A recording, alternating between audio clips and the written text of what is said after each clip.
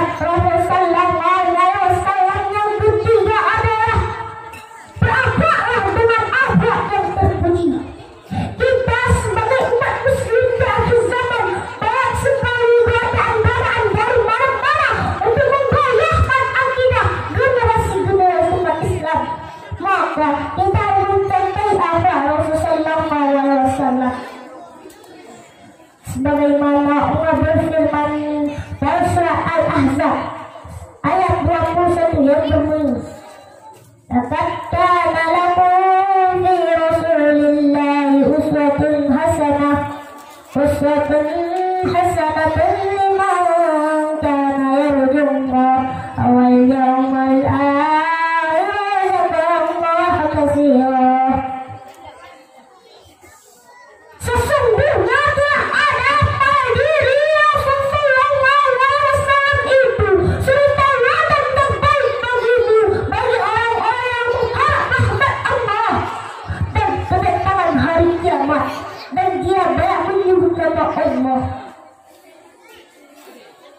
Hadirin kaum muslimin rahimakumullah, Rasul sallallahu alaihi wasallam seorang yang tinggi akhlaknya, tutur katanya, kasih sayangnya, dan Rasul sallallahu alaihi wasallam telah mendapat jaminan dari Allah Subhanahu wa taala di bagian hidup di dunia dan di akhirat.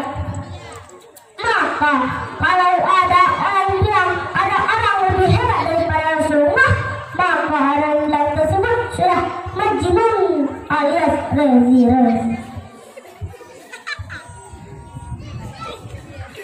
Wahai kakak-kakak, wahai abang-abang, wahai saudara, wahai bapak-bapak, wahai ibu-ibu, wahai pejabat-pejabat, wahai pemimpin-pemimpin, contohlah akhlak Rasul sallallahu alaihi wasallam. Insyaallah negeri ini aman dan bahagia. Amin amin ya rabbal alamin. Sudah alhamdulillah.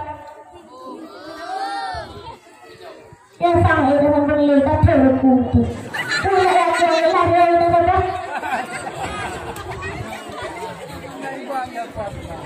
Kenapa ada kuala kalau? Oh kau lupa aku. Kau lupa aku. Lupa aku.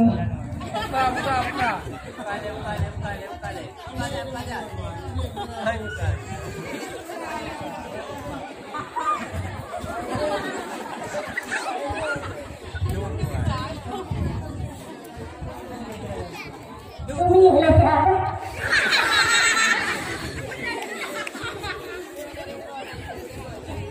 Pada ini. Wahai kakak-kakak, wahai abang-abang, wahai saudara-saudara semua, ketahuilah bahwa mencari ilmu itu wajib bagi kaum muslimin dan muslimat. Sebagaimana Rasul sallallahu alaihi wasallam bersabda yang artinya mencari ilmu itu wajib bagi umat muslim, laki-laki dan perempuan. Kenapa Rasul sallallahu alaihi wasallam mewajibkan untuk menuntut ilmu? Karena dengan ilmu kita bisa membedakan mana yang baik dan yang mana yang buruk. Dengan ilmu kita bisa memimpin dunia ini, memimpin seluruh makhluk-makhluk Allah Subhanahu wa taala.